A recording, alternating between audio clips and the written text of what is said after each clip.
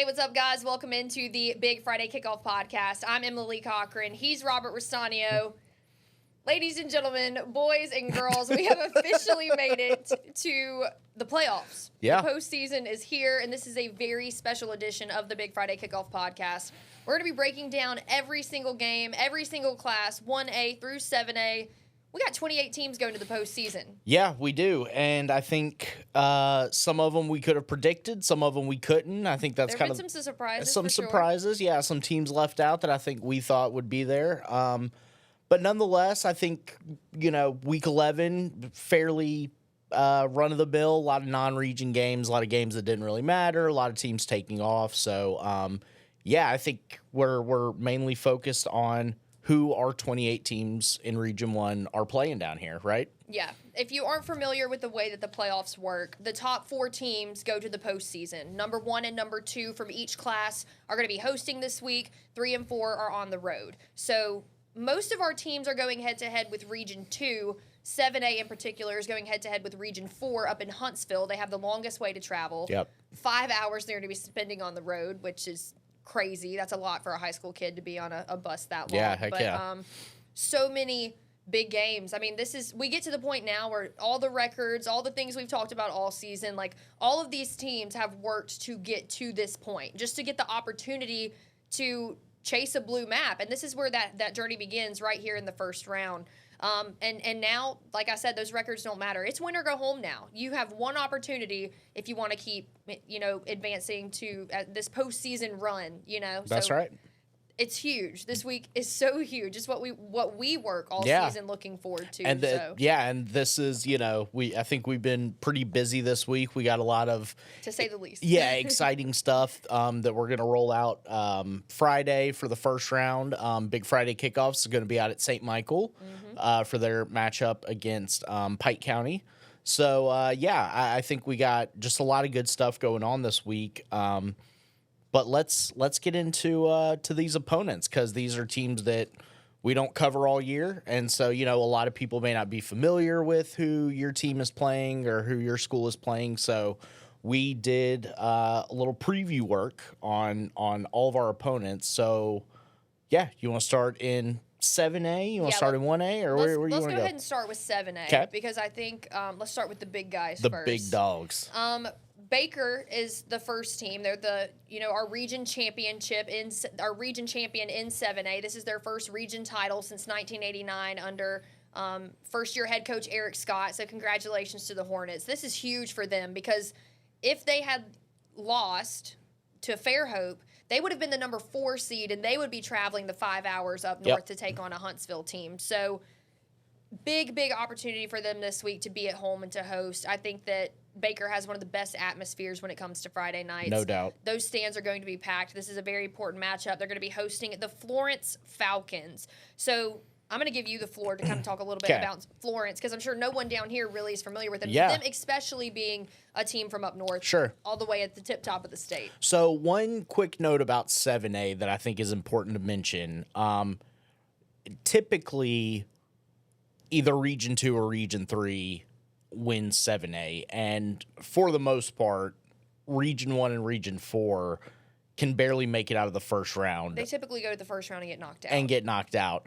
This year, those regions play each other. So there's a really good chance this year, more so than most years, that we get multiple teams into the second round. Which would be huge. Yeah, that would be awesome for this region.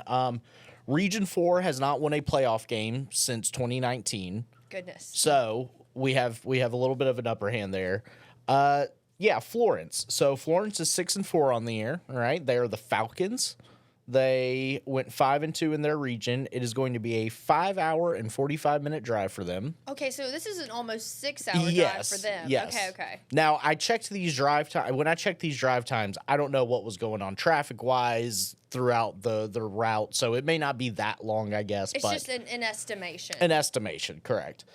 They were 2-3 at home, 4-1 on the road. So something to keep note of. That could mean something. This is their 5th straight playoff appearance. They have not won a game any of those years. They have the 22nd ranked offense with 21 points, a little over 21 points a game, and they have the 11th best defense, giving up just under 20 points a game. Here's the important thing about Florence. Their first 5 games, they scored 72 points and allowed 117.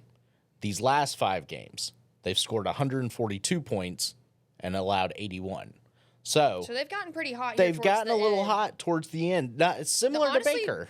Yeah, I was about to say similar to Baker because we were at a point in the season where we didn't know where Baker was going to fit. That's right. Like I said, if they wouldn't have beaten Fairhope, they would have been the number 4 seed going into the postseason. They would be the ones traveling this long distance going up to Huntsville and taking on these teams. So, I mean, they say if it's not about how you start, it's how you finish. That's true. You want to be hot here towards the end. You want to be really hot going into the postseason because this is where it matters. Yeah. This is where it counts. So I think this could potentially be a pretty good matchup. I know it's the number 1 seed going head to head with the number 4 seed. I think that doesn't totally matter as much in the playoffs. It doesn't. In 7A at least. Yeah, because I mean 7A is so competitive. That's right. I mean, we've talked about it before, but like you said, I think this is going to be the best opportunity for our teams in 7A to advance to the second round. Right. And, if you think about Baker, I think Tate Graham and the Katori-Marion connection has been really, really hot lately. They've been able to run the ball. Yes. I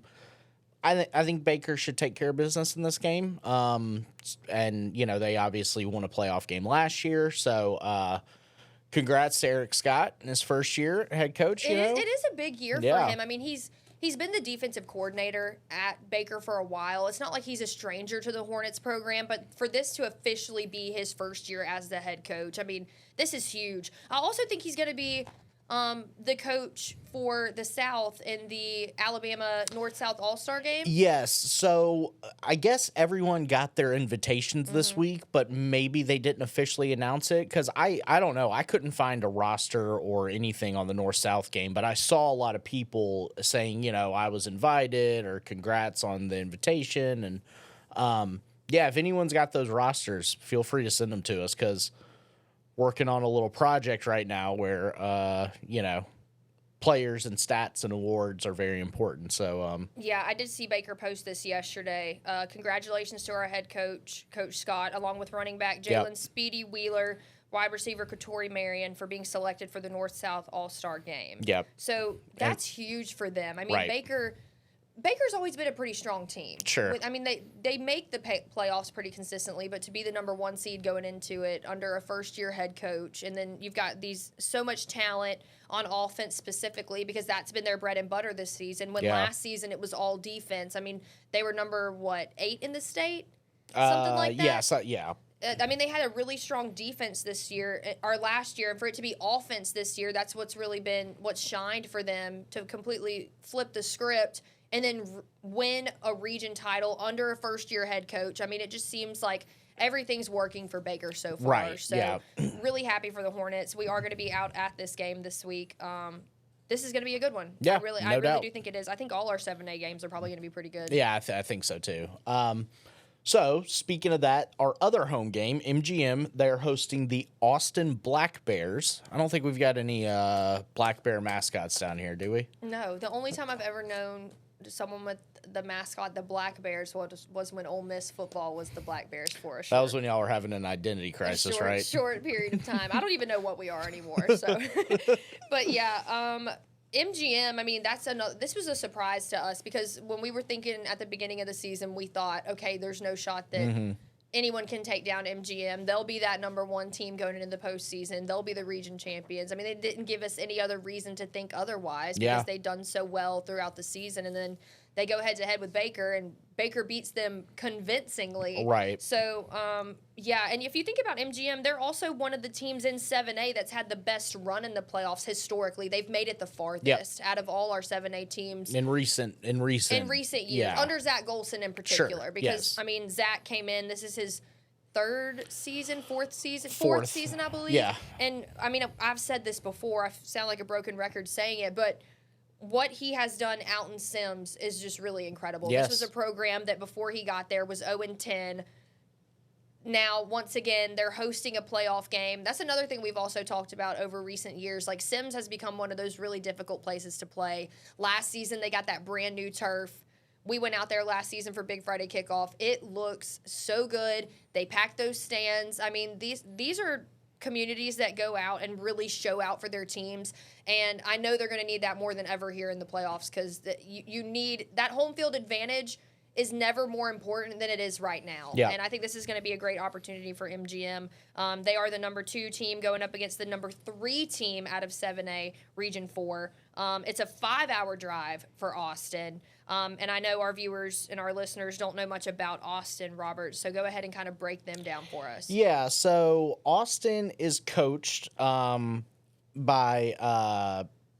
hold on, where are my notes here? Okay. Jeremy Perkins. There we go. This is his 16th season. Whoa. They have gone 0-6 in 7A playoffs under Jeremy Perkins. When they were in 6A, they went 8-5. Okay. So that jump. Yes. Some difficulty. Yep. We've seen that before. Yep. They were 3-2 at home and on the road. They have the 21st ranked offense, 26.1 points per game. They have a top 10 defense, allowing just 17.5 points per game. Uh-oh. Yeah, so MGM better show up. Ain't that the truth? Here are some of their key guys. Kadir Lyle, he's their quarterback. He's top 10 in 7A in passing, a little over 1,500 yards. He can run the ball. He's ran for almost 450 yards. He's got 17 total touchdowns and just 6 interceptions. Now, he was injured in their last game, so I don't know if he's going to be playing in this one. So if they're down their starting quarterback, it's going to be a huge advantage for MGM. Yeah. I mean, we don't know who their backup is. Right, and no. what he could bring to the table. No, we're learning about these teams as you all are. Aiden Davis, their running back, he's top 5 in rushing in 7A with 1,100 yards. And Caleb Cottle, he leads their defense with 47 tackles and 3 interceptions. This is the first time either of these teams have ever met. I think if they're going to be down their starting quarterback, I think MGM should probably roll in this game. And I think there's a good shot, both of our home teams, when you take travel into consideration, some injuries to Austin. Home field advantage. I think our home 7A teams are going to go 2-0 in these games. I could see that. I mean, and the only game that MGM's lost all season was to Baker. Right. The only game that Baker lost all season, surprisingly, was to Daphne. To Daphne, yeah. Who ended up being the number 4 seed. Right. So, I mean, I really have a lot of faith in our guys. This is my favorite part of the year also because we don't have to be objective anymore. We're rooting for our teams. We're rooting for our teams, which is my favorite thing about all of it. I feel like the more teams that we have that move on to the next round, that means more for us, more teams to cover, more games to keep an eye on. So I hate to see any of our teams get knocked out of the first round. I would love for all of our teams to just win in the first round. I don't know if we've ever had that happen ever. So yeah, maybe not in 7A. No, I mean, I'd be surprised. Not in 7A. No. So, I mean, I think great opportunity for our 7A guys this week. Baker and MGM, we wish you guys the best of luck. Yep. We're going to be out at both of those games. Like we said, our Eastern Shore Toyota game of the week is Austin at MGM. Dacian Smith will be there for that one. We will have your game of the week preview during Big Friday Kickoff. Dacian always does a great job with that. He'll really break down, get into the weeds of that one, and then we will have someone out shooting highlights out at Baker. So we'll have all the highlights in these two, and hopefully from our sister stations up in Huntsville, we're going to have highlights from Fairhope and Daphne. That's right, our 2 road warriors. Speaking of Fairhope and Daphne, Fairhope gets a fun matchup. They will be driving to James Clemens. James Clemens, they are the Jets. They went 5-5 this year. It's about a 5-hour drive for Fairhope. 3-2 at home, 2-3 on the road. Very familiar name here on the Gulf Coast. They're coached by Juan Johnson, who was at Baker last year. He was at Baker. Only spent 1 year at Baker, but I mean, really, he was a huge part in that. Won a playoff game. They did. He was the 7A Coach of the Year. That's right. Last season, and then obviously took the head coaching job at James Clemens. Juan Johnson actually is from Bruton. He played at T.R. Miller and won a state title at T.R. Miller while he was there. I think it was in 2003. So even though, I mean, this is our opponent, Juan Johnson, great head coach, did really well at Baker. But I mean, obviously, we're pulling for Fairhope this week. Yeah. So, Oh yeah. super happy for Coach Right. Johnson since he's made the move up there. But we're all for the Pirates this week. Yes.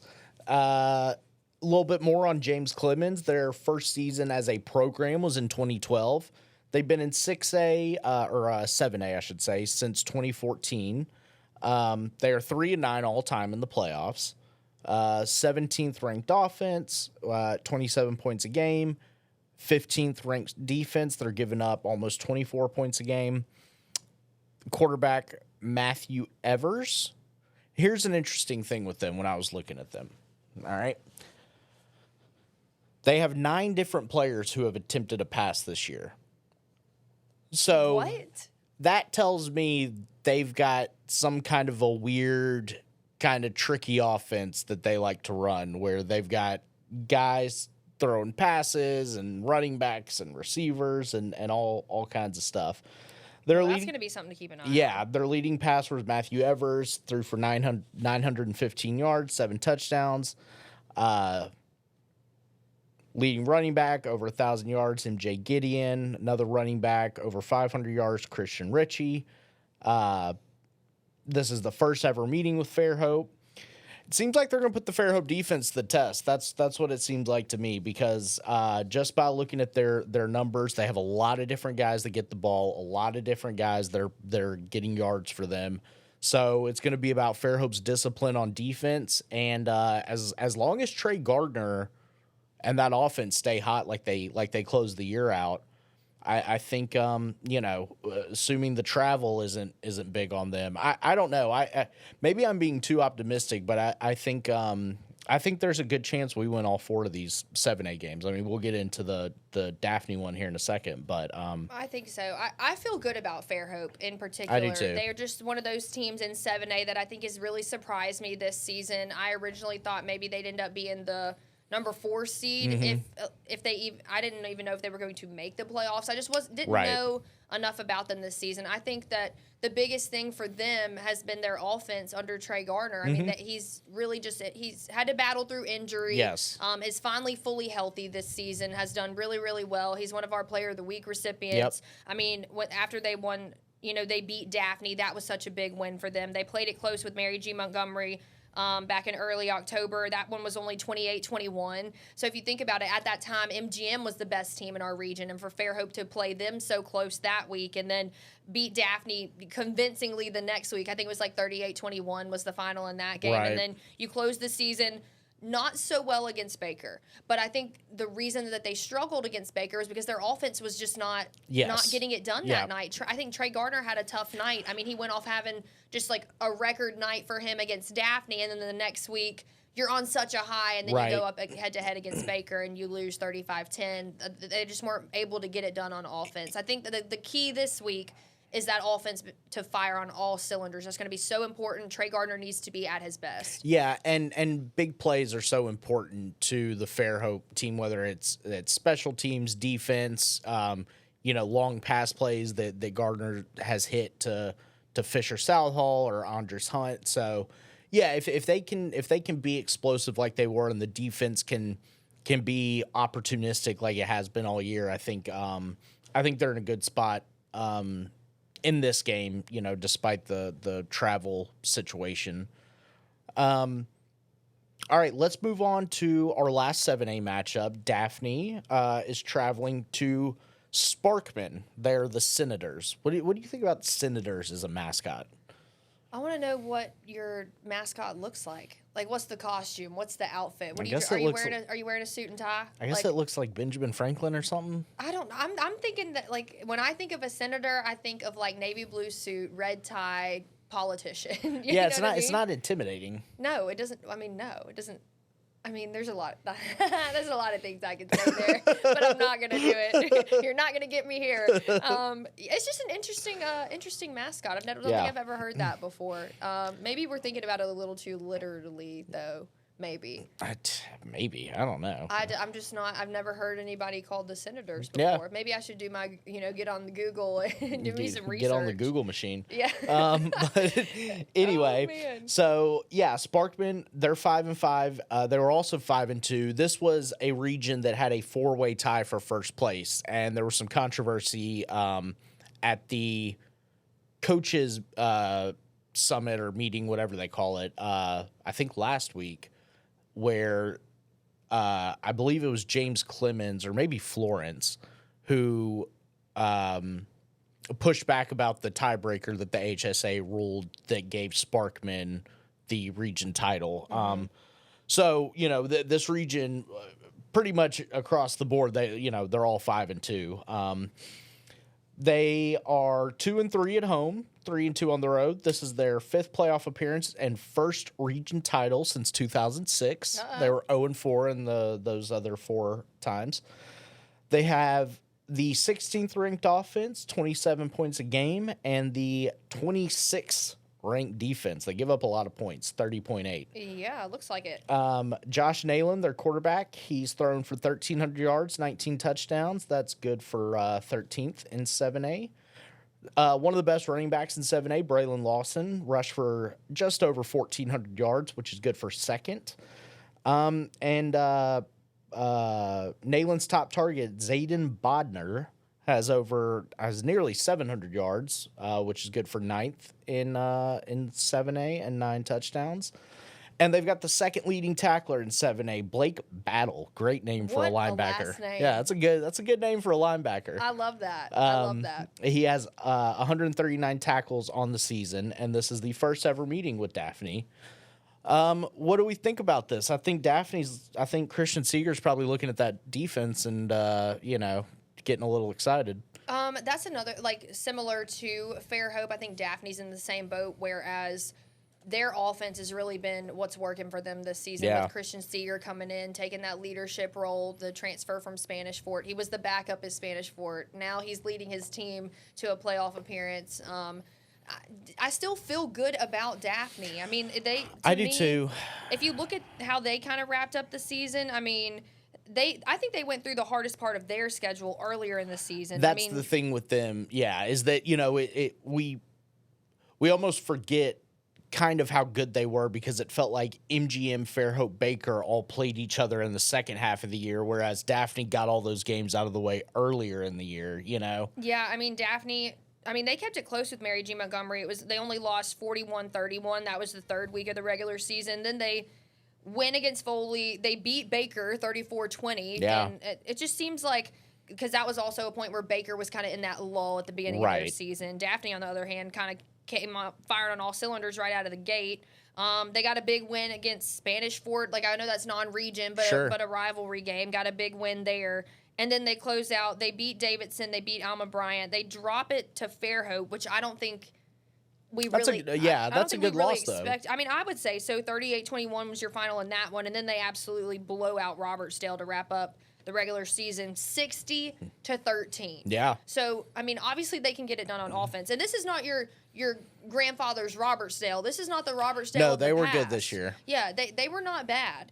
And then they, closed out the regular season with a bye week. Yep. So they're rested up. They are rested. They're rested. And that's the difference between, I think, Baker is the only team in 7A that had to play last week of the regular season. They played Viger, and they beat Viger. But I think MGM was on a bye. Yep. Fairhope was on a bye. Yep. And Daphne was on a bye. So that much-needed rest going into the postseason, I think, is extremely important. Totally. You want to give your guys, if you got any injuries, some little tweaks, you want to give your guys extra rest. So I think they might have the leg up in regards to that. Let me see if Sparkman was on a bye in their last. They were also on a bye. Mm-hmm. So both of these teams coming in well-rested, going to be ready to go. But I know some head coaches, they don't like having a bye week. Sure. And, when I think of it, I think of Lane Kiffin. Lane Kiffin does not like a bye week. Always comes back to Lane Kiffin. Well, it always comes back to Ole Miss football because that's what's on my mind 99.9% of the time. But so there's some coaches they really like that rest, but then there's other coaches that are like, no, we don't want to lose that momentum. Sure. So it could go either way for these teams as we head into round one here in the playoffs. But I feel good about Daphne. They're only 8-2. They're 8-2 on the season. Yeah. Only dropped 2 games this season. I mean, they look good. Obviously, Fairhope had the head-to-head. But I mean, all our 7A teams this year, like we said, I think there's a great opportunity here to get past the first round and head into round 2. I don't want to speak too prematurely, Sure, and put my cart before the horse here, but I feel really good about our guys this week. I do too. Especially just considering this region they're playing. I think it's a fair matchup, for Probably lack the of a better fairest word. it's been in quite some time. Oh yeah, because no doubt. I mean, we've said it before. Region 2 and Region 3, that's tough. Yes. You're going up against some of the top talent in the state, some of the top talent in the country. Yep. I mean, obviously we have a lot of SEC caliber talent. I mean, D1 talent down here, but they've really got it in the Birmingham and Montgomery area for sure. All right, so that wraps up 7A. Let's move on down to 6A, probably our strongest region down. Well, actually, I don't know. I feel like we got some strength. Yeah, maybe not this year. So in years past has usually been our strongest region. I think we have one of the strongest teams in the state in 6A. Right. Yeah. Let's go ahead and start with Saraland and who they're playing. Who Saraland's going to beat on Friday. They're playing Wetumpka. Do you know anything about Wetumpka? Well, I'm pretty sure that Wetumpka and Saraland have met in the postseason before. This is not the first time they've ever played one another. They've played 3 times, and it's all been in the playoffs. It's all been in the playoffs, and I think Saraland's hosted all 3 times they've played each other. And I'm pretty sure. Yeah. Saraland has not lost a home game since October 2nd, 2020 to Spanish Fort. Right. Their record at home is insane. Yes. That streak at home, insane. And if you haven't been to Spartan Stadium, even if you're a Saraland fan or not, I think it's totally worth to go to a game there. Mm-hmm. I mean, it looks like, to me, it's a college level facility. I Yeah. mean, they're indoor where they get to practice. Their field, that jumbotron, like it is a full blown experience. It is cinematic on a Friday night. I think this is. I mean, Saraland. We know it. We've been saying it all season. Well, I won't doubt them. I won't doubt them until they give me a reason to doubt That's them, and right. they haven't. Jeff Kelly, for all the success he has during the regular season, he turns it up a notch in the postseason. We've seen it. We know Saraland's pretty untouchable. I saw an interview earlier this week that QB Country did. Shout out to Larry. And he had some offensive guys all come sit down and talk about this season. And I feel really, really good about this offense and where their mindset is right now. And I mean, they genuinely believe that they cannot be beat. Yeah. Like, that mindset is ingrained in them, and that's a huge credit to Jeff Kelly. I think that he's ingrained it in his guys. Like, no one can beat you. Mm-hmm. And they believe it, and they feel that way. And when they step on the field, they're ready to go. Oh, yeah. I mean, they're legit Spartans. Yep. Like, going into battle. Like, that's how I think of them when I think of Saraland. I know you probably think that's Okay. weird. No, that's cool. But I mean, I do. I mean, I feel like when they go on the field, they're ready to battle, and they Yep. don't let up. They do not let the foot off the gas. Like, they don't care how much they're beating you by. They don't let up. I mean, they're not pulling punches. Right. And that's what they're going to do Friday night against Wetumpka. I believe it. I know you believe it, but I do. Let's just to fill people in. Let's give them a little background on Wetumpka. They are the Indians. They picked that name, not me. They are 6-4. oh gosh. It's about a 2-hour, 45-minute drive for them. So not too terrible. We drive that far for Big Friday. Kickoff, Exactly. Okay, so They were 5-1 on the road this year. So I guess Whoa. if there was anything to sort of hang your hat on, it'd be that. well, they don't even know the environment they're coming No, into. they don't. Like, I hope you've enjoyed those wins on the road so far this season. Yeah, I mean, it ain't gonna happen here. No. I just give a couple players a shout out here. Charles Skipper, their quarterback, thrown for over 2,200 yards. That's 3rd in 6A. His tight end, John Hudson Wingard, 606 yards receiving. That's 15th. And they have the top tackler in 6A, Walter Myrick, and Keelan Thompson, who is 2nd in sacks with 9. You mentioned it. Saraland and Wetumpka met 3 times, all in the playoffs.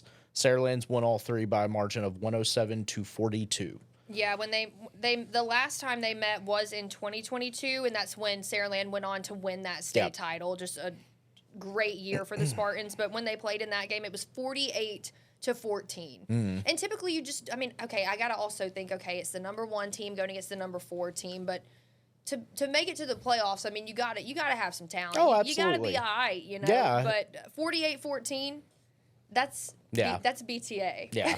Yeah. So, yeah, I can expect it being a lot of the same this season. For Saraland at quarterback, we've said this before, they've just really, really looked good under their quarterback, Jamison Roberts. I think that since he stepped into this role, just done so well, him, Deshaun Spencer. So that duo, I think, is two to keep an eye on. Yeah, we don't have to spend too much time on this game. This one's not going to be close. It's kind of signed, sealed, delivered. Yes. Like, we have a prediction that's, if I had to bet on this game, you're not going to make a lot of money because it's too easy. Yeah, exactly. to bet on. Theodore, number 2 seed down here in 6A, that will be hosting Stanhope Elmore, who went 7-3, 4-2 in region play. It's going to be about a 3-hour drive for Stanhope. They were 5-0 this year at home, just 2-3 on the road, so that bodes well there for the Bobcats. They average 29 points a game, which is good for 22nd in 6A. They give up about 22 points a game, which is good for 26. So they're roughly kind of a middle-of-the-road team there. Running back Demarion Barnes. This is going to be a battle of 2 of the best running backs in the state here. Demarion Barnes, 1,788 rushing yards. That's first in 6A, 27 touchdowns. So between him and Kendrick Abel, there's going to be a lot of running the ball in this game. So it should be a good matchup between those two. They've got 3 players who are in the top 10 in tackles in 6A. Notably, they are all secondary players. So that tells me that their defense is probably a little quicker, a little smaller, which should bode well for Kendrick Abel running through that defense. I think this is going to be about who's the better running back in this game, to be honest. I think once you get into these 2-3 matchups, I think Theodore should win. I think they're playing really good football right now. But, any team in the postseason that leans heavy on the run can be dangerous because, it takes one touchdown to get down, and then all of a sudden they're running the ball 17 times and milking the clock and having these long drives. So as long as Theodore can be the team that runs the ball better, I think they should be in good shape. Yeah, they also hand it off to J.J. Bush sometimes. That's true. Who primarily plays on and Krishawn Overton. Yes, and who primarily plays on defense, but you give him that ball, he's a big guy, he can be brought down. That's the thing. They have so much strength at running back. These guys are just like bowling balls crashing through these defenses, and I think it's also important to note that Theodore's a team that typically comes out of the gate pretty hot. Yep. They punch you in the mouth pretty early. One thing they're going to have to do is when they come out of the locker room in the second half is keep that momentum going because we've seen in the past where they have not done that. They're also a team that we've seen battle back from a big deficit. So, I think the game is in Theodore's hands. This is their opportunity. I think their biggest. They just can't beat themselves in this one. If they come out, punch them in the mouth, keep that momentum rolling into the second half as well. Yep. I mean, their run game is very, very strong. I mean, they haven't lost a game to another 6A team besides Saraland. Yep. And then if you look at their non-region opponents, 7A. So you're going head-to-head with, like, really talented 7A teams. That's right. So, I think Steve Mask is going to have his guys ready to go. Yes, and I forgot to mention Stanhope Elmore. They're the Mustangs, okay? So it's a pretty good little... I like a Mustang. A Mustang's not bad. Moving on, Gulf Shores, all right? So this is a game I've seen people online kind of saying that this could be a sneaky little upset game for Gulf Shores. They're playing the Russell County Warriors, who were 9-1 on the year, 5-1 in region play. It's about a 4.5-hour drive for Gulf Shores.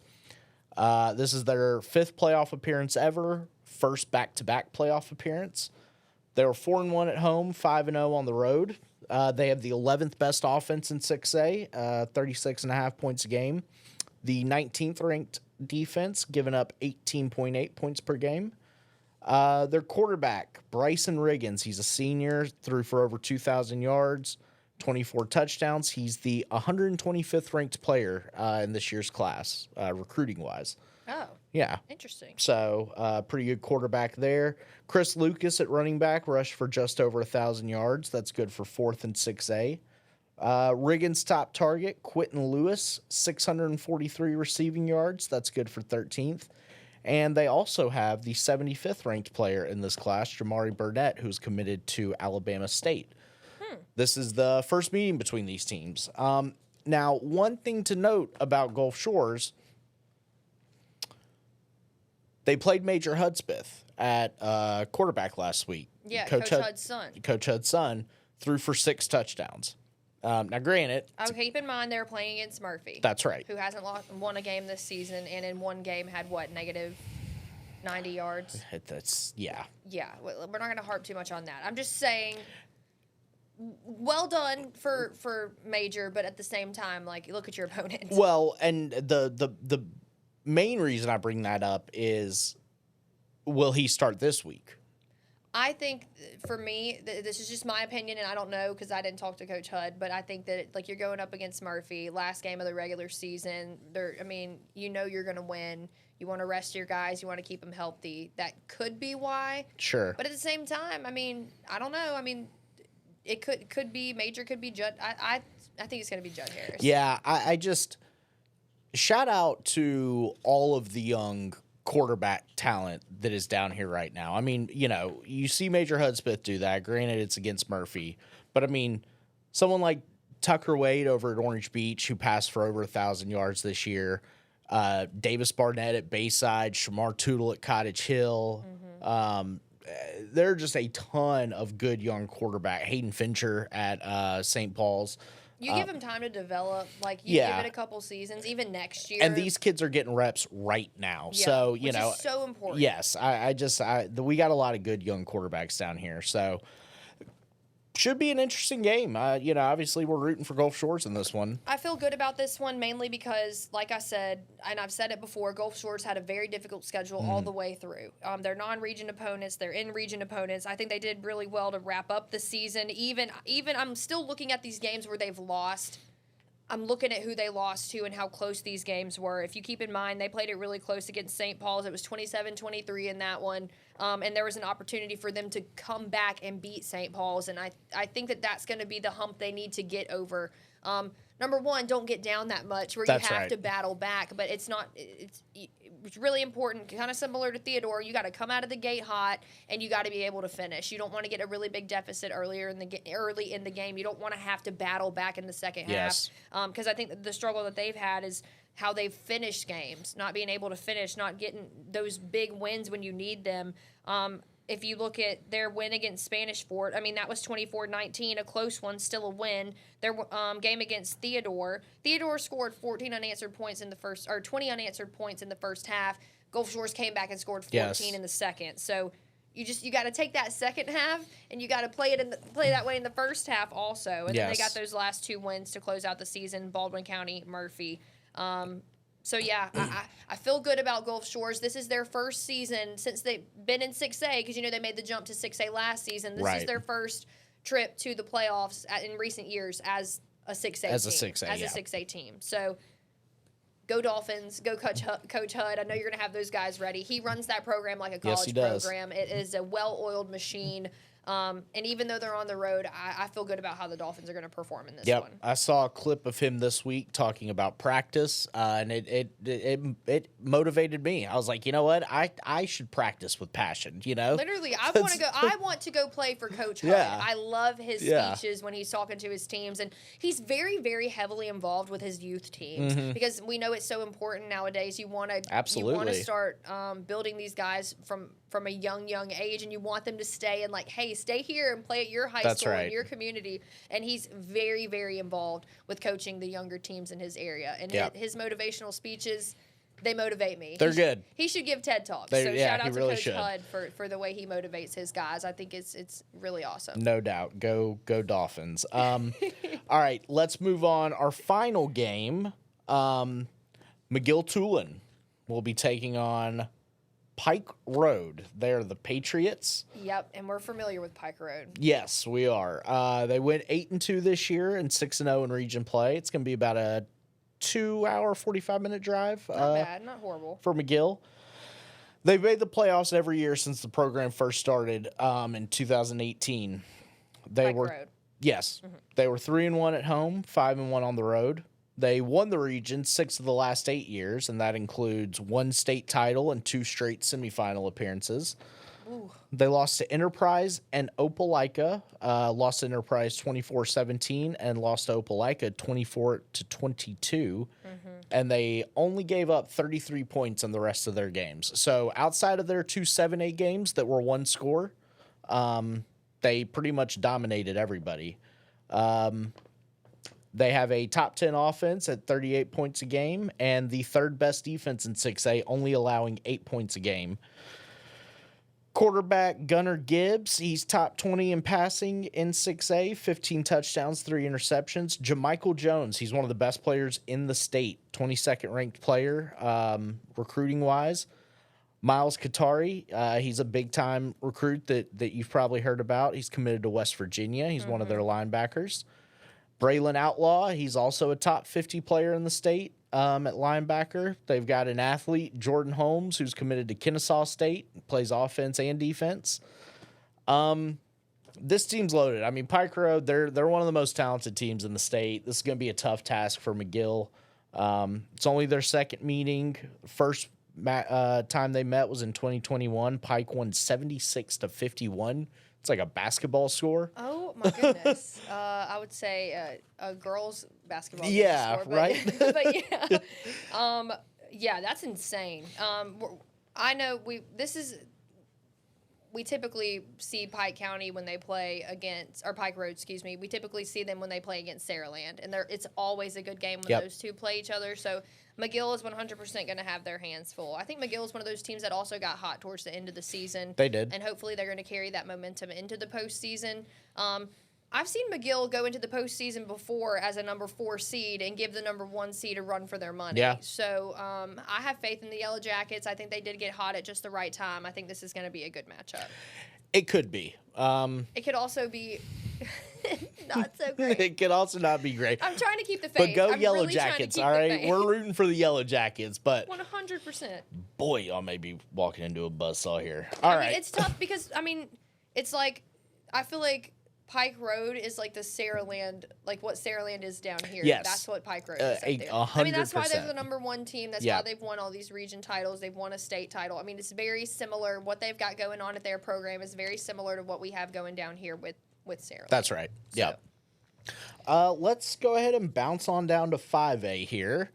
We've got why are you looking at me like that? I can't believe we're only on 5A. Yeah, for sake of not making this a 3-hour podcast, we can probably start zipping through some of these games.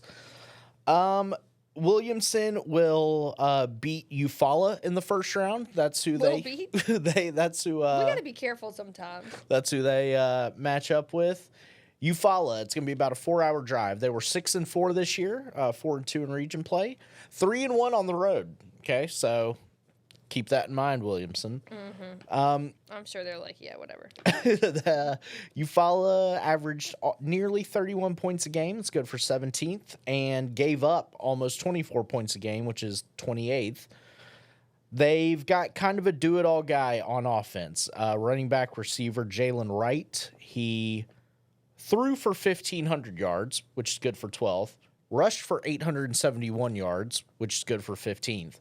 And had 2,407 total yards, which is first in 5A. Williamson will be keyed in on him pretty hard and probably shut him down for the most part. So unless Eufaula has other options, I think coming in with kind of a do-it-all guy is probably a bad recipe against a really good defense like Williamson, who has been dominant all year. Very talented defense. This is one of the top, I sound like a broken record here again, but Williamson is one of the top defenses in the state across every classification. I've seen it with my own eyes, not just in highlights. Like I've gone out and shot 2 of their games. I will be shooting this game on Friday night. Williamson is the real deal. I think this is the best opportunity they've ever had as a program to move on and win a state title. If I had to push all my chips to the center of the table, I'm doing it with Williamson. No doubt. I think that they're going to get the job done Friday night. I really don't have any concerns when it comes to them. I don't either. I think, I think they roll in this one. Absolutely. Viger, our number 2 seed, will be hosting. Oh, I should say Eufaula. They are the Tigers. Yes, I don't know. Tigers. I don't know why I'm so big on the mascots lately, but because we had that whole mascot conversation. Was that last week? Yeah, that was last week. The weeks are running together. Yes, they are. Viger, our number 2 seed, will be hosting Charles Henderson. They are the Trojans. It's going to be about a 2-hour, 45-minute drive for them. They were 5-5 on the year, 4-2 in region play. They average 21.5 points per game and give up 28 points per game. Those are both 37th in 5A. QB Kellen Stewart threw for 1,200 yards, 8 touchdowns, 8 interceptions. As a team, they ran for almost 1,200 yards, 4.5 yards per carry. And this is the second meeting all time with Viger. Viger won the first matchup 21-14 in round 2 of the playoffs back in 2007. I don't really have any concerns about Viger. I think. I mean, really, the only important loss to note that they've had, I would say, I mean, they took Williamson to overtime. Yes. And they did lose in that game 22-14. You're taking one of the best teams in the state to overtime. And Viger was the number 1 team in the state in 5A, and then Williamson came in and took that top spot. And Viger's now number 2 in the state in 5A. They did lose last week to Baker. It was only 21-12. You're going head-to-head with a very talented 7A team. The region winner in 7A. Yes, exactly. So I'm not going to look at that one too much. Viger Baker is always a good game to wrap up the season. So, yeah, I mean, again, I feel about as good about Viger as I do about Williamson. I think that Viger and Williamson will meet again in the postseason, and that's the path that I see for both of these teams. Yep. No, I totally agree. I think our 2 home 5A teams kind of roll this week in a pretty big way. Moving on, UMS hosting Andalusia. All right, now this was a game last year that UMS won in the second round, 7-6. Yeah, and UMS was the number 4 team going into the playoffs last year, and they upset the number 1 team. That's right. They're both of these teams in different positions No this doubt. year. Go ahead and dive in a little bit into Andalusia. Number 1, who's their mascot? They're the Bulldogs. So it's Bulldogs versus Bulldogs. Bulldog on Bulldog crime this week. I love it. Andalusia. It's going to be about a 2-hour drive. They're not too far away from us.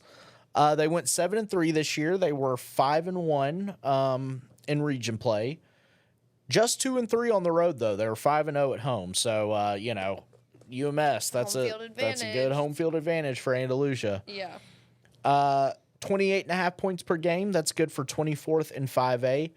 Only gave up 15.5 points per game. That's good for top 10 at 8th.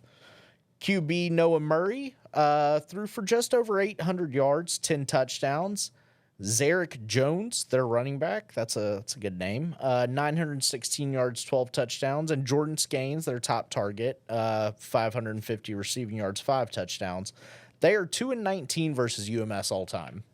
And UMS obviously won the playoff matchup last year. So I don't know. They, I think chaos on grass, it's going to run into a pretty good defense. So it's just going to be about which side of the ball wins out, I think. I think that if they minimize turnovers, I think if Max Fowler plays at his best, I mean, we saw them last week go head-to-head with St. Michael, the number 1 team in the state in 4A. And I know different classification, but still the talent, when you talk about St. Michael, is insane. And they took that. I mean, they were up in this game. St. Michael only came back and won in the last 8 seconds of the game, and UMS lost 25-20. I think that if they go and they compete the way they competed against St. Michael and they finish and minimize turnovers, like I said, Max Fowler needs to be at his best. I think this chaos on grass that Sam Williams has engineered there, I think it's going to work. I have a lot of faith in UMS in this game. I know this is a number 2, number 3 matchup, which are always the games that get a little gritty. I have a good feeling about UMS this year. Yeah, and I saw somewhere where I think they're getting I think they're getting one of their linebackers, Kaplan Reed, back, who was big for them last year, and I guess he's been banged up this season. But I think they're supposed to get him back in this game. Yes, I may be wrong on that, but extremely talented. Yeah. He forces turnovers. Yeah. Just a big guy. Hits hard. Yeah. I've seen it. Yeah. Does a really, really good job. I think another important thing to note about UMS is they forced Gunnar Rivers to turn the ball over 3 times. I mean, Gunnar Rivers had 3 interceptions last week. Yep. And if you think about how he did all season long, he had 1 interception all season up until this game. Yep. So if UMS can use that same recipe, force turnovers, I mean, their defense is going to have to show up just as much as their offense. So I think if they kind of replicate that recipe, what they did last week against St. Michael, I think they stand a good chance. I think so too. I think this will be a good game either way. Okay, so our 4 seed Citronelle, who Bit of an underdog. bit of an underdog in this one. They're going to be taking on Catholic Montgomery, who, if you remember last season, beat them in the second round 43-0. And Yeah, but you said that they're not as good this year. to be honest with you, when I saw the score from last year, 43-0, in my mind, I thought it was like 70-0. Like it felt like that game was over so quick for Citronelle. Yeah. And they came here because that was a second round matchup, if you remember. So that was at Citronelle. Yeah. But Montgomery Catholic not as good as they have been in the past. This is a team that had a Saraland-esque winning streak going the last few years, where it was like state title. They were 6-4 this year, 5-1 in region play. It's going to be about a 3-hour drive for Citronelle. They lost their first region game this year since 2018. They're back-to-back state champs in 5A. First year head coach Jonathan Chandler. They were 3-1 at home, 3-3 on the road. They're averaging about 30 points a game, which is 19th, and giving up 19 points a game, which is 15th. Pretty good quarterback, CJ Sankey, 1,700 yards, 17 touchdowns. That's good for 9th in 5A. And his top target, Michael Sheffield, he's caught 582 yards. That's good for 10th. And as I mentioned, this is the second meeting. First one was last year, and it was a blowout. And I don't think Citronelle is as talented as they were last year. I think, there was a question up until about 2 weeks ago if they were even going to be the 4th playoff team in 5A. And I don't know. I think Montgomery Catholic probably rolls in this. I think Citronelle is such a young team, had a lot of turnover during the offseason. They're not even the same Citronelle team that they were last season. And I want to give credit to Jason Rao, the head coach of the Wildcats, for what he's been able to do with the Citronelle program. I just think that this might not be Citronelle's year. I hope they shock me. I hope they win. I want to be very clear on that. I hope that they win. I just think that because they are so young, there's a lot of guys that still need to develop. And I think in a couple years, maybe even next season, Citronelle's going to probably be really good. Yeah. I would think so. I think they've got a lot of talent at kicker coming up. So I learned What? Citronelle. They have a lot of talent at kicker. Their kicker. Their kicker's really good? Younger. Like coming up. Right. You get what I'm saying? They've got a young kicker. Yes. I mean, like coming up through the ranks. I think he might be middle school right now. Oh. Like 8th grade. Okay. I think. When we went out there, that's what I was told. Okay? This is just a little side information. Go ahead and make a crazy face at me. I'm just saying. No, I'm not making it. Okay. Yeah, I hear you. What, do you think kicker doesn't matter? No, I didn't say that. Okay, because let's just talk about the Jaguars kicker kicking a 70-yard field goal this past week. We have got to stay on track. I'm all right? sorry. You looked at me crazy like that. My point is, I don't think this is Citronelle's year. No, I I don't think that either. they've got a lot of young talent coming up, and they will be talented next season. And then the following season, I think they could be really good. Yeah. That's the point I was trying to make. I totally agree with you. Mm-hmm. I do agree with that. Let's move on down to 4A, where we are going for our game of the week. St. Michael is hosting the Pike County Bulldogs. It's not game of the week. It's not game of the week. It's our Big Friday game. Big Friday kickoff. Okay. They're hosting the Pike County Bulldogs, right? Mm-hmm. This is Pike County's first playoff appearance since 2022. They were 2-2 on the road this year, averaging about 30 points a game, which is about 23rd in 4A, giving up just under 24 points a game, which is about 32nd. I think St. Michael rolls. Like, this is going to be one of the bigger wins of the night, I think. Like I said, when I was talking about UMS, I mean, shout out to UMS for, like, playing so well against them like they did. But this game against UMS was probably one of Gunnar Rivers' worst games of the season. Probably for him, this year, 3 turnovers, 3 interceptions. Even at their worst, they can come back and beat a 5A team. Yes. My point in this being, St. Michael, extremely talented, especially on offense. They got weapons all over the place. Tucker Tomlinson, Brody Jones, Noah Moss, Gunnar Rivers. Yep. I am not concerned with how I think they're going to be going into the playoffs this year. Getting to host, being the number 1 seed, this is their first time being a region champion. I mean, and you got a former NFL great quarterback as your head coach. So, you really have everything you need. You've got the recipe for success. Just go out and That's execute. Right. I feel really good about this game. I'm super excited for us to go out there. This is the first time that Big Friday Kickoff has ever gone to St. Michael. Yeah. They do have a newer stadium. Yep. It's called the Nest. This is only their 2nd year playing in this stadium, so still basically brand new. Right. Very, very nice. I'm hoping if we're lucky, we'll get to see Phillip Rivers cutting the grass before We've the seen game that starts. this year. Yeah, we have. When Hustlin' Hal was out there before, he saw him out there cutting the grass. So I'm hoping for another appearance of that. We might get lucky. Who knows? Might see it. So yeah, this is, another one, signed, sealed, delivered. I feel good about St. Michael. So yeah, we can move on. All right. Jackson Aggies, our number 2 seed, will be hosting the Ashford Yellow Jackets. It's going to be about over 3.5-hour drive for Ashford to Jackson. They're coached by David Stapleton III, which I will have you know, went to Fairhope while I was at Fairhope. I do, as soon as I saw the name, I was like, I remember that name. Mm-hmm. They're 4-1 this year at home, 3-1 on the road. Averaging about 24 points a game, which is good for 32nd. They have a top 10 defense in 4A, only giving up 12 points a game. I think the talent of Jackson's going to win out in this one. I could see this game being closer maybe than people think, because I think Jackson, they've just been so banged up. But now I will say they are getting healthier. At the right time. You want to get healthier just in time for the playoffs. But I think Jackson wins this one, but could be a little closer than people think.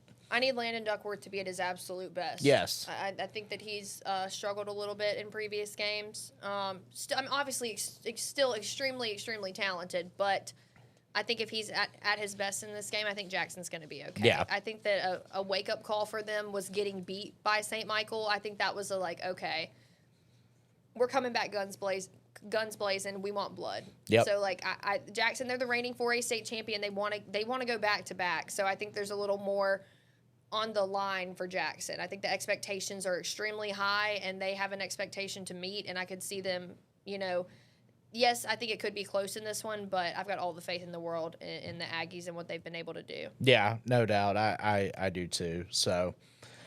Moving on, W.S. Neal, our 3 seed. We're zooming through now. Yeah, we're moving now. W.S. Neal, our 3 seed, they're making a short trip up the road, only about an hour away, to play the Op Bobcats. Okay, is it Op or is it OPP? I think it's Op. Okay. We're going to roll with that. Yeah, we're going to roll with Op. I don't know, so. It's Op. Yeah, all right, yeah. All right, this is their 7th straight playoff appearance. They're 5-1 at home, 4-0 on the road. They went 9-1 this year, 6-1 in region play. Pretty good team. They're 13-8 all time versus Neal. Their last matchup was in 2022 in the first round of the playoffs. Neal won that 27-13. I got a lot of faith in our 4A teams. I think Neal is really, really good, and I I think they win this game. I think they take the Bobcats down. I think so. I think they're coming off a huge win over TR Miller last week in the Battle of Murder Creek. I mean, they had not beaten TR Miller in the last 12 seasons. No, and their only losses this year to Jackson and St. Michael. Two of the top teams in the state. That's so right. That's the thing with 4A is like they're so battle tested before they even make it to the playoffs. Like, and the number 3 seed going against the number 2 seed. Like, this is a game that I think will be a little more gritty, but I think WS Neal is going to be just fine. They got a lot of talent, and I've seen them play against Mobile Christian. I've seen, we studied a lot on them going head-to-head before they went head-to-head with TR Miller, so I just think that they're going to be just fine. Also, another thing, we've always said WS Neal Eagles, and then on Facebook and stuff like that, I've been seeing people say Blue Eagles. So WS Neal fans, if you could message me, send me an email. I would love to know, is it the Eagles or the Blue Eagles? And, like, what would you prefer us to say? Don't be the Blue Eagles. I think they are the Blue Eagles. Oh, okay. That's just what on Facebook, like, a lot of people were saying, go Blue Eagles. Oh. So I just want to make sure, I just want to say, like, I want to be, whatever your mascot is, like, we support you no matter what. I just want to be correct whenever I'm, reading your highlights, talking about you. We've been calling you the Eagles for as long as I can remember. If you're the Blue Eagles, just slide in my DMs and let us know. Let us know so we can get that right. But yeah, no, I feel good about WS Neal here in round one. I do too. And our 4th seed down here in 4A, Mobile Christian, they will be traveling to Dale County to take on the Warriors. Dale County went 7-2 on the year, 6-1 in region play. Got the tiebreaker win over Opp. Mobile Christian will be traveling about 3.5 hours, so not too terrible. No, not bad. No, a little longer than some others. Yeah, well, I mean, WS Neal got a good one with Opp. I mean, they're only going an hour up the road, yeah, that's so. Not bad. This is Dale County's 2nd straight region title. Their last playoff win was in 2014. 3-1 at home, 4-1 on the road. 26th ranked offense with about just under 28 points per game. 6th best defense in 4A, giving up just 12 points a game. Andrevis Smith, he's the 94th ranked player in the state. He's committed to Jacksonville State. This is the first all-time meeting with Mobile Christian, and what you think about this? I'm kind of big on Mobile Christian. I'm big on Mobile Christian too, mainly because, I mean, yes, they did not play extremely great against Jackson. I mean, early in that game they did, but Jackson got that one 42-14. I'm just basing it off of who I've seen them play the competition earlier in the season. But then you look at how they played against St. Michael. That game was only 46-37. Like, they lost that game. It was pretty close. And Phillip Rivers had nothing but nice things to say about this Mobile Christian program. So to get high praise from Phillip Rivers to me is a pretty big deal. And then WS Neal was also not, wasn't a terrible loss. No. It was 35-22. And I was out there and saw this game and saw how Mobile Christian was doing. If they can limit the turnovers, I think that they're going to have a chance to be successful. I mean, this is 4A for us down here is another region where these teams that are going head-to-head with one another, like, they've already had such a tough schedule. They're playing against some of the best. So when they're going to compete against a different region, I feel good about where they line up against these other teams. Absolutely. So I've got faith in Mobile Christian. I think they could win here in round one. Number 4 seed or not. I totally agree. I think there's a good chance that our 4A teams all win their first round games. Yeah, I could definitely see that. All right, zipping down to 3A here. Bayside, the number 1 team, one of the best teams in 3A this year. I think a team that we both think has a legitimate shot at winning a state title. I'm very, very high on Bayside Academy. Yeah. Like, I really, if I had any doubt before, that doubt's gone. I feel good about them. Yes. Now, interesting matchup they get here in round 1 against Houston Academy, because this was the state runner-up last year. Yeah. Granted, and I know this because we did a lot of preview stuff on Houston Academy because they played TR Miller in the state semifinals. Mm-hmm. They lost a lot from last year's team. I mean, their starting quarterback was the 3A back of the year. He had been there for starting since 7th grade, I think. A lot of talent that left Houston Academy. So They're the Raiders. They went 6-4 this year, 4-3 in region play. As I mentioned, they were the state runner-up. They're averaging about 26 points a game, which is good for 33rd, and giving up 22 points a game, which is good for 21st. They were 2-3 on the road this year. Yeah, I mean they've got some guys. Judson Bailey, this is his first year starting. He's thrown for over 900 yards, 13 touchdowns, just one interception. Brody Connor at linebacker, he has 11 sacks on the year. That's good for third. They're 0-2 all time versus Bayside. Both the previous meetings were in 2020 and 2021. Bayside won those by a combined 72-9. Tough matchup based on the pedigree of Houston Academy. However, I think Bayside's just too talented this year. I 100% agree with you. Bayside hasn't lost a game since their season opener to St. Michael. That one was 41-10. Yep.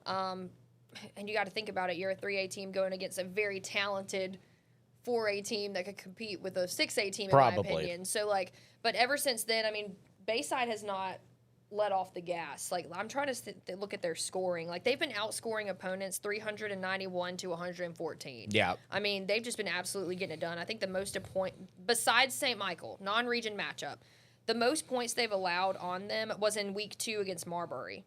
Yeah. And that was just 19 points. Right. Ever since then, it's been 13, 0, 7, 6, 7, 7, 14, 0. That Bayside defense is no joke. Yes. And they've really, done well on offense as well. I think they're playing well in every phase of the game. I think if they just continue to keep that same recipe that they've had all season into the postseason, they're going to be just fine. Bear Trotter's got it figured out over there. I feel good about the Admirals. Really no concerns from me. Houston Academy, the only thing I think they've got on their side is history. That's right. Yeah. And you know what history is? It's all in the past. Hey, there you go. That's a fortune cookie quote right there. All right. Anyways, I'm just saying, I think this is the year of the Admirals. It's an opportunity for Bayside Academy to really do something special in the postseason for sure. No doubt. I totally agree. Moving on down to Cottage Hill, they will be hosting Wicksburg. They're the Panthers. They went 7-3 this year, 5-2 in region play. It's going to be about a 3-hour drive for them to get down here. Head coach Josh Cox, he is 3-8 all time in the playoffs here. They were 2-2 on the road, which isn't great, not bad, but not ideal. They're averaging about 34 points a game, which is good for 21st. Giving up just over 16 points a game, which is good for 10th in 3A. QB Seth Williams, he's thrown for over 1,200 yards, rushed for over 600 yards, has 19 total touchdowns and only 3 interceptions. They kind of have a running back trio of 3 guys, Mims, Fowler, and Dickerson, who've rushed for over 1,300 yards and 20 combined touchdowns. I think this game will be pretty close. I think, this is Cottage Hill. They're not accustomed to getting into the playoffs. And this is their first playoff appearance since they made the jump to 3A. Yeah. Is what head coach Carvel Jones was telling me yes. when we went out there for Player of the Week. Our Player of the Week comes out of yes. Cottage Hill. Shamar Tootle, 124 passing yards, 50 rushing yards, 3 passing TDs, a rushing TD. I mean, only a sophomore and just so talented. Just really does really well leading this offense. His potential as his career goes on is just, I think the ceiling is incredible for him. So, yeah, our Player of the Week comes out of Cottage Hill. So, I watched them play against St. Luke's, and everything was going right for them. I didn't see anything go wrong. So, if they can continue that momentum into the playoffs, I think they'll be just fine. But this is not going to be an easy matchup for them here in the first round. No, and they're not playoff experienced, so that could obviously be a factor in some of this. But I do like their talent. I think they're playing well. Shamar obviously has been great all year. Caleb Metzner, Shadarius Tootle, all these guys. So I think at the end of the day, their talent is going to win out. But hey, Wicksburg could give them a game here. I think all these games you got to take them all seriously at this point. So. Yeah, go Warriors. I think they got the talent to win a couple games in the playoffs this season. Absolutely. I did go out and get to chat with Carvel Jones when we went out there to present Player of the Week to Shamar. So I do have a quick soundbite from him that I would love for our viewers to hear. I know he and his guys are excited to be in the postseason. So let's hear what head coach Carvel Jones had to say. The whole team on offense, these last few games, we're just trying to get back into our explosiveness. We did a really good job of that on this past Friday. Shamar has been being a leader on that field and a general back there, so we're just excited. Heck of a season for you guys. You're getting ready for the first round of the playoffs. Just talk about the mindset with this team. What's the message this week as y'all prepare for round one? Just continue to protect the standard that we've set and focus on going 1-0. We really feel the only one that can beat us is ourselves. So we're just focusing on ourselves this week, trying to make sure we fix the little things. That was Cottage Hill Christian head coach Carvel Jones. Super excited for the Warriors and what he's been able to do with this program. Just from last season to this season, just a really big jump for them. So, like you said, unfamiliar territory, but we're wishing them the best of luck here in the first round. Let's go ahead and move on to our next game. We got T.R. Miller, and I want you to tell me who T.R. Miller's playing and break down their team for me. Okay, they've got the Trinity Wildcats, all right? Now, Trinity has won 5 straight first-round playoff games. It's about a 2-hour drive for T.R. Miller to get up there. Trinity went 8-2 on the year, 6-1 in region. They're averaging about 25 points per game, which is good for 35th, giving up 17.5 points per game, which is good for 13th. 4-1 at home this year. They are led at quarterback by Land Sharpless, who is a freshman. I thought you were going to say Land Shark. No, that would be amazing. Everything always goes back to Ole Miss with me. I can't help it. I can't help it. It's Rebels on the brain at all times. That's right. So Land Sharpless, he's a freshman, threw for just over 1,400 yards, 18 touchdowns, just 4 interceptions. Running back Tillman Clements, he was top 10 in 3A in rushing with 940 yards. And they've got the second leading tackler in 3A, Wilson Cherry, who had 121 tackles. They're 3-4 versus T.R. Miller all time. They've lost 2 straight to them, including last year in round 2 of the playoffs. I think Trinity's got a good shot to get revenge in this game. I'm rooting for T.R. Miller, but they are not the T.R. Miller this year that I think we're accustomed to. I think Ronnie Cottrell is going to win a lot of games there, but I think they just lost too much from last year to kind of make up for it in one season. So rooting for T.R. Miller, but would not be shocked here if they get bounced in round 1. Yeah, for me, T.R. Miller, I mean, they were hot coming out of the gate. I think they won their first 5 games, and then now their last 5 games, they've lost 4 of their last 5 games. Yeah. So, they were really hot to start the season and then have kind of cooled down here towards the end of the season, and this is not a place that you want to cool off. No. We talked about it. And then, they're coming off that loss last week. They didn't score a point against W.S. Neal, a team that they've historically beaten. Yeah. Especially in the last 12 years, they've won in that game. So a little bit of a down year for T.R. Miller, if you want to say that. Because Sure. I only say down year just based on historically what they've done. Yeah. I mean, you're still going to the playoffs. You still Right. have an opportunity to survive and advance to the next round. But if you look at them historically, I would say a little bit of a down year. But That's right. You're under new leadership, first-year head coach Ronnie Cottrell. A really good head coach. I think that, with a little more time with this program, I think he's really going to do well with the Tigers. I think this could be an interesting game, and T.R. Miller is going to have their hands full. No doubt about that. All right, moving on to that was very professional. Yeah, it was. No doubt about that. All right, moving on to our last 3A matchup here. The Flomaton Hurricanes will be traveling to Montgomery to take on the Montgomery Academy Eagles. You're big on Flomaton. You have been. Yeah, not in this one though. He's changing his tune, folks. Well, I mean, just Montgomery Academy. They're one of the best teams in 3A. 2 straight region titles, 12 straight playoff appearances. They're 4-1 at home. They have the 6th best offense. They're putting up 43 points per game. They're only giving up 11.9 points per game. Led at QB by Reed McBride. He's a sophomore. Threw for just under 2,000 yards. Rushed for almost 450 yards. 29 total touchdowns. Only 2 interceptions.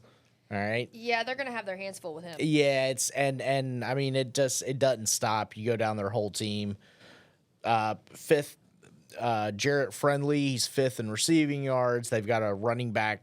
They've got this kind of weird athlete, Braden Gordon, who's rushed. Weird athlete. Yeah, well, just he plays all over the place. He's like their Swiss Army knife. Yeah, over 300 rushing yards, over 500 receiving yards, 7 sacks, 15 total touchdowns. 2-1 versus Flomaton all time, all first round playoff games. Last time was in 2021.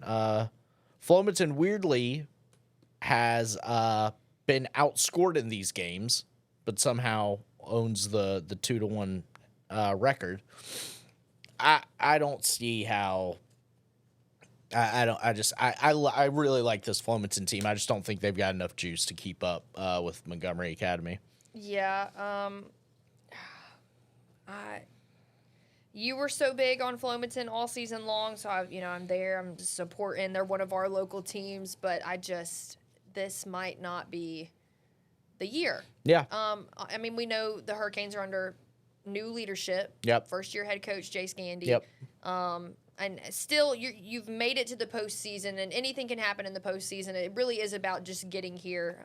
So we'll see if they can pull it off. If they pull it off here in the first round, that will be an upset for sure. No doubt. Against a really, really good team. So wishing them the best of luck, but I sound so terrible saying it. I don't mean that in a negative way at all. No. I'm just being realistic based on the numbers and the talent and what each team has, and I'm trying to be the mayor of Realville here. Absolutely. It's going to be a tough one. I'm not saying that Flomaton can't rise to the occasion. Right. They very well could. We've seen teams do it before. We've seen where the number 4 team goes in and upsets the number 1 team. It can be done, and we are rooting for you, but you're going to have your hands full. That's right. But, hey, anything can happen. So It is the postseason. Anything can happen. All right, looking at 2A here. What do we got? We got Clark County. They will be hosting Providence Christian. The Eagles went 7-3 this year, 5-2 in region play. It's going to be about a 3-hour drive for them. They were 4-2 on the road this year. Head coach Kenny Keith is in his 14th year. He is 6-8 all time in the playoffs. The program's first season was in 2006. Averaging about 31 points per game, which is good for 22nd. Giving up just under 19 points a game, which is good for 13th.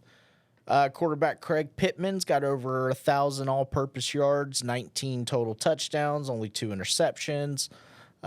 Tyler Sharp, a little bit of a Swiss Army knife, over 400 rushing yards, over 200 receiving yards, 3 interceptions, 61 tackles. We'll see. I don't really know what to make of Clark County. I think they came out of the gates a little rough this season and have really kind of rounded into form. If you look at it, their only losses are to teams that aren't even in their class. Right. Their only losses are to Flomaton to open up the season, which is a 3A. That's a 3A, 2A matchup. They did lose big to Leroy, yes. 41-12, but as we know, Leroy is a powerhouse in No 1A, doubt. one of the top teams in the state in 1A. And then they lose last week to Thomasville, another 3A team that's a class above you. And it was close. It was 34-28, like not a really big upset or anything. Yep. Just so if you look at that, I mean, they're undefeated in the region, and when they're going head to head with teams that are in their class, they do well. Yeah. So I think that Jason Massey is a guy that is familiar with success. He knows what to do with the program. We saw him do it at Leroy. I could see this is the opportunity to really come in as your first year as the head coach and make a statement and win the whole thing. And I think that Clark County's got some talent. I think they've been a little bit underestimated. So I think this could be a good game Friday night. Yeah, no doubt. And, Clark County, they're familiar with the postseason. Jason Massey's familiar with the postseason. I think, I think Clark County should be in good shape. But, once you get down here to 2A, this is kind of the region that we always wonder about when we get into the postseason. So we'll see. I think Clark County should be all right in this game. Moving on to our 2 seed in this. JU Blackshear. JU Blackshear, the Bulldogs. More Bulldogs. Clark County's the Bulldogs. I JU know. Blackshear's the Bulldogs. We had a lot of Bulldogs. They're going to be taking on the Rebels of GW Long. So there you go. Another Ole Miss connection there. Man, you can't get away from it, can you? You really can't. Hotty toddy. Long went 6-4 on the year. It's going to be about a 3-hour drive for them. They were 3-2 on the road. Head coach Clay Massey is in his first season with the school. They had a top 20 offense with 31.8 points per game and gave up about 27 points per game, which is 30th. QB Blaine Wood, he's a senior. He's kind of a dual threat quarterback. And this is the second meeting versus Blackshear. GW Long won the first one, 54-21 in round 1 of the playoffs. I think JU Blackshear, I think they roll in this game. I'm pretty high on them. I think, QB Hunter White, Legged Roland. I think they got a lot of dudes out there, and I'm a big fan of them. I'm a big fan of that program. So I'm rooting for the Bulldogs. They can run the ball and play defense, which is so important this time of year. So They can do it all. I'm rolling with JU Blackshear in this one. Yeah, I'd say so too. I mean, their only losses of the season came to the number 1 team, Clark County, and then last week when they got beat pretty rough by Jay, which is A Florida school. A pretty decently talented Florida school, and it was 50-22 in that one. So other than that, I mean, they've just been winning pretty big, I'd say. Yeah. So I feel good about the Bulldogs as well. I think this is going to be a good matchup, and this is another one where this might be the year that some of our 2A schools, they make it out of the first round and do pretty decently, I'd say. Yeah, no doubt. So I'm rolling with them, and I think they'll be in good shape. Moving on, our 3 seed Washington County will be taking on Ayrton. Do you know what Ayrton's mascot is? The Purple Cats. The Purple Cats. The only reason I know that is because Bayshore Christian and Ayrton played each other in the playoffs in baseball. Okay. And so I've seen them. I've seen their jerseys, like their colors. It is bright. It is out there. It is in your face. So Interesting. I expect that the football jerseys will probably be a lot of the same. Well, they are 5-1 at home this year. They win 8-1 overall. It's going to be about a 3.5-hour drive for Washington County. Head coach Stephen Kilcrease is in his 10th year. He's made the playoffs every single year. He's gone 9-9. They have the 4th best offense in 2A, averaging over 41 points per game, giving up just under 17 points per game, which is good for 12th. Addison Sin at quarterback, 995 yards, which is good for 10th. Ran for over 400 yards. He's got about 14 total touchdowns. And Wells Gainey at running back, over 700 rushing yards, 17 touchdowns. This will be their first ever meeting. I think you could see a lot of points in this game. Washington County did some research on them this week. Connor Williams, I believe their quarterback is 2nd in 2A in passing, over 1,800 yards. They can throw the ball. Like, they get it up and down the field. And this Addison Sin that Ayrton's got seems like a pretty good player. So if Washington County's offense can get going, this could be a shootout. And I think this could be kind of a toss-up game. I think so. I mean, if you look at I'm looking at their schedule and who they played against.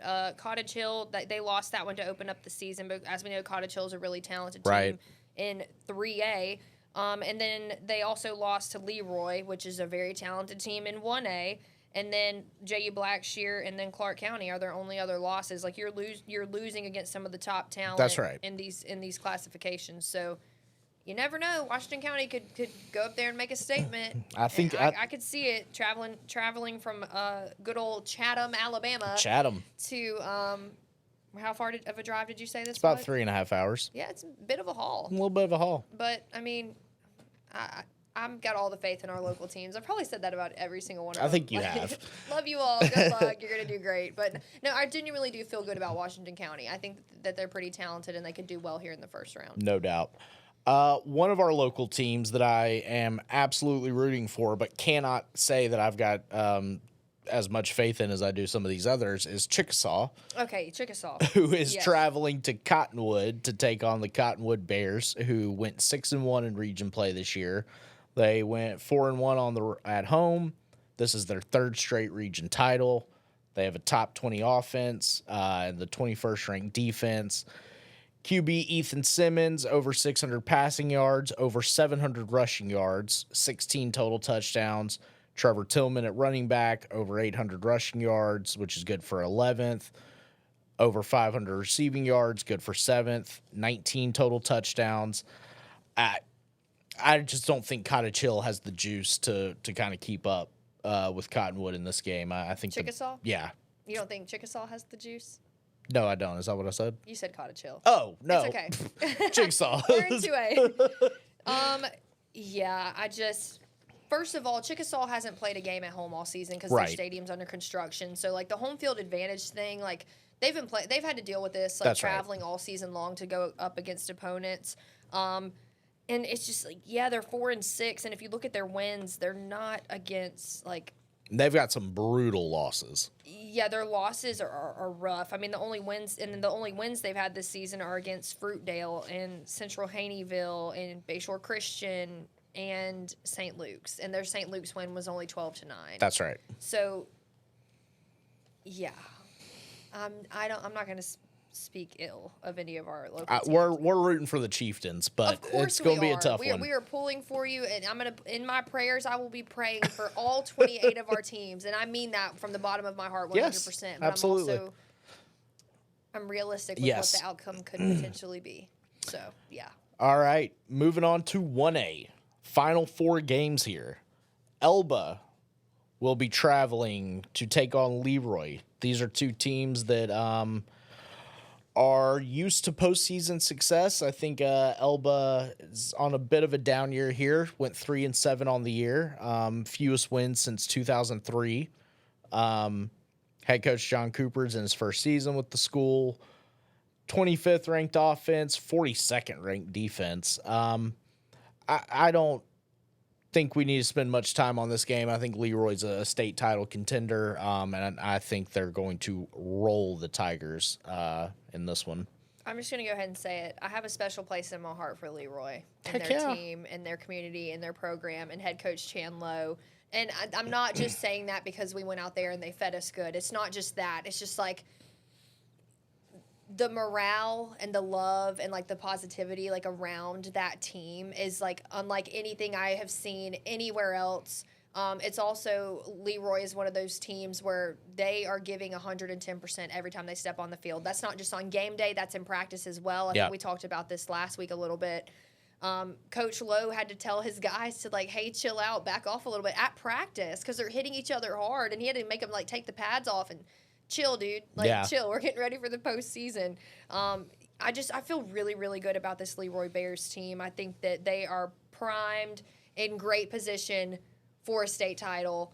I just have nothing but good things to say about them, and they are one of my teams that I'm probably a little biased. Got a little extra love for them. Yeah. I love all of our teams in Region 1, but Leroy just has a special place in my heart. And not just because they fed us good when we went up there. That's right. No, they're great.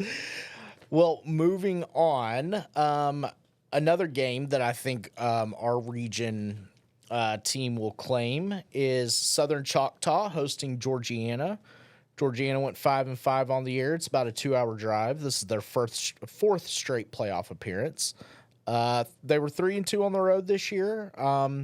Averaging about 26.5 points per game, which is good for 26th, and giving up nearly 32 points per game, which is good for 34th. Southern Choctaw is a team that we did not cover a ton of this year, mainly just because of distance and resources. It has nothing to do with Southern Choctaw. But they are a team that I was kind of interested in last year because their players have the craziest stat lines you've ever seen. Mm-hmm. Their quarterback has they have two guys, Kyler Nicholson and Ray Bender, who have thrown for 500 yards each, and then Ray Bender's rushed for 700 yards, and Kyler has has 60 tackles, and then they've got guys who have 500 rushing yards and 5 interceptions and 20 tackles and 80 rushing. They have the craziest stat lines, and I love it. And I watched some of their tape this weekend actually to kind of get prepared for this, and it's exactly what it sounds like. It is like 3 guys in the backfield, little tosses, little like dink and dunk and running this way and then and dunk. Yeah, flipping it back that way. And it is the craziest stuff. And Larry Boykin, the head coach, he's been there for a long time. And this is a really good team, and they returned most of the guys that they had last year who also made the playoffs. I'm rooting for Southern Choctaw, and I think they take care of Georgiana. They are so hard to play for. It puts so much pressure on your defense. And so I'm rooting for these guys. This is a team that kept it relatively close with Leroy Yeah. compared to other teams that Yep. Leroy plays. That one was only 28-12. They got a good win over Millery. Sweetwater did beat them. Yeah. A team that has when's the last time that Sweetwater has not made it to the playoffs this season? They're on the outside looking in, and when's the last time that happened? Since like 2000. 2000. So like, And by the way, Sweetwater plays very similar to Southern Choctaw. It is Yes. a very similar offense where it's just weird stuff going on. the only thing that I will mention is Southern Choctaw has lost 3 of their last 4 games. Yep. So that's something that they won, like did so well early in the season, and here to wrap up the tail end of the season, it's been a little what's going on. Yep. So hopefully they can play here in the postseason how they did to open up the season. No doubt. But fresh start. Hey, Fresh start. Records don't matter. You're 0-0, so we'll see how it goes here in round 1. go Indians. I didn't pick that name. Y'all did. All right, moving on to Lord. one of our new favorite schools, McIntosh. They will be traveling to Brantley to So take what's their mascot? the Demons. Deacons? I Are think they it's just the Demons. Is it just the Demons? I think so. Okay. Yeah. Oh, I'm thinking about Wake Forest. Yeah, that's Wake Forest. My bad. Demons. Love it. The Demons will be traveling about 2.5 hours up the road to take on the Brantley Bulldogs, who went Another Bulldog. went 6-4 on the year. Missed the playoffs for the first time since 1996 last year, so this is kind of a return for them. They were 3-2 at home this year, averaging about 25 points per game, giving up about 35 points per game. Yeah. I think McIntosh is playing so well on offense right now and I was watching a little bit of their tape too. A lot of speed on offense, and they've got just some dudes on defense. I mean, Cavante Diamond, he was one of the best tacklers in 2A last year, one of the best defenders in 2A again this year. I think McIntosh gets a win here, and I think it's well deserved. I mean, this is their first time back in the playoffs since 2012. So yeah, I think the Demons go in here and snag a first round playoff win. Yeah, I mean, they're hot right now, and they are putting up a lot of points. Yeah. I mean, like, if you look at the numbers, this is pretty wild. Yeah. And I think they haven't lost since week 4. Yep. Like, they've just been on let me count this. 1, 2, 3, 4, 5, 6-game win streak. They were on a bye last week, getting some much-needed rest going into the postseason. I mean, you really couldn't be in a better position going into this one. So, yeah, I feel good about the Demons as well. Yeah.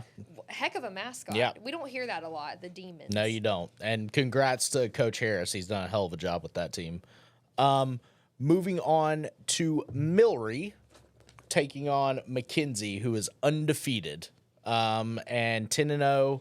It's going to be about a 2-hour drive. They've won 2 straight region titles. It's their first undefeated season since 1991. They're averaging 54 points per game and giving up just over 15 points per game. I think Millery has not as much talent as they have in years past. And I think this is going to be a tall task for him. I don't know. Yeah. This is I think this is going to be a tough one for the Wildcats. I would have to say so. With numbers like that, Yeah. that's going to be a tough. And Millery graduated a ton last year, They had a ton of turnover during the off season. I mean, it's just you're working with a younger team. Like That's right. It's one of those. It's every team that like this typically has a down year every once in a while, and it's just. I mean, Millry's still going to the playoffs, but it historically Millry, like, we're used to kind of seeing them be the number 2 team up there competing with Leroy. Yep. You know what I mean? Yep. So, yeah, this might be a tough matchup here in the first round. Yeah, but hey, listen. You make it to the playoffs, you give yourself a chance. 100%. Right? So it's all you about never making know. it here. I've always wondered why do they do like number 1? Why do they match up in 1 and 4 and 2 and 3? Why don't they do like? That's how you do it. I know, but can't you change? Like, I mean, the 1 seed in the NCAA basketball tournament plays the lowest seed. I know, but why do you have to do things the way they've always been done? Why can't you? Why would you reward a team with like the second best team? Just to have a better game, make it more interesting. You want the better games later. I mean, yeah, I guess you're right. I don't know. I guess I'm just looking at it from a different perspective here. Okay. Well, why don't you wrap us up here? All right. I did not like that. This has been. Oh. That is your first round playoff preview. That was was fun. Any stat, any number you ever could have asked for, distance, how far? Look, Robert had it all for you. Had it all. Robert had every single number you could ever need. Holy cow. Like, holy cow. That was probably the longest episode we've had all season long. If you're still here, thanks for listening. We're going to be at St. Michael. Yes, we're going to be at St. Michael for Big Friday Kickoff. We'll start going live at 3 o'clock during Fox 10 Live, 3:15, 4:30, 5:30. We're going to have live interviews with Brody Jones, Tucker Tomlinson, Gunnar Rivers, and Noah Moss. All 4 of them will be joining the set. So a lot of players to join us for live interviews. Philip Rivers is going to join the set at 5 o'clock. We're super excited for that. I've been waiting to have like a sit-down interview with him since I've been here. This is the first time I will get to do that. So super excited for that. Our Eastern Shore Toyota Game of the Week, Dacian Smith is going to be out in Sims for MGM's matchup with Austin. And then we have Hustlin' Hal's game. He's going to be out in Theodore with their matchup with Stanhope Elmore. I'm so glad that I got that right. And then, of course, all of our photogs are going to be doubling up this week. I'm going to be out shooting the Williamson game and the Viger game. Robert Brown going to pick up Baker and Cottage Hill for us. And then Hayden Height's going to pick up that Bayside Academy game because he's going to be up there, close, St. Michael to Bayside, not too far. Not too far. And then we're going to have a ton of games from our sister stations. Got a lot. We're probably going to have like a full 30-minute show of Big Friday Kickoff at 10. Hopefully we're going to be going on at 10. Sure. That's the goal. We are streaming because college football on Fox has an 8 o'clock kick. So shout out to Fox. Woohoo! Thank you. It makes it rough for us that are covering high school football, but we're going to have a ton of games, all the top highlights, all the top plays, and it all starts with your game previews on Big Friday Kickoff. We're going to have a blast. So excited for it. Our first time out to St. Michael. And then, of course, your halftime. Well, you'll see me and Robert doing the weekly thing where we update you with all your halftime scores. That should be around 8:30. I'm going to try and get back from shooting 2 games as quick as I can so I don't have Robert mad at me. Before we wrap this up, I don't know if I said at the beginning of the show, but yesterday was your birthday. Yes, it was. So I just want to wish you a happy birthday, another trip around the sun, another year older. Yep. You're my right hand and the best co-host I could ever ask for. Thank you. Yeah, first round of the playoffs. Here we come. We will see you guys on Friday.